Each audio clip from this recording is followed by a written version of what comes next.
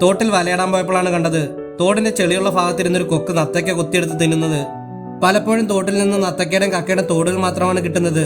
കാര്യം വേറൊന്നുമല്ല, എന്ത് ഭംഗിയായിട്ടാണ് ഈ കൊക്ക് തോട് പൊട്ടിക്കാതെ ഇറച്ചി മാത്രമായിട്ട് എടുത്ത് തിന്നുന്നത്.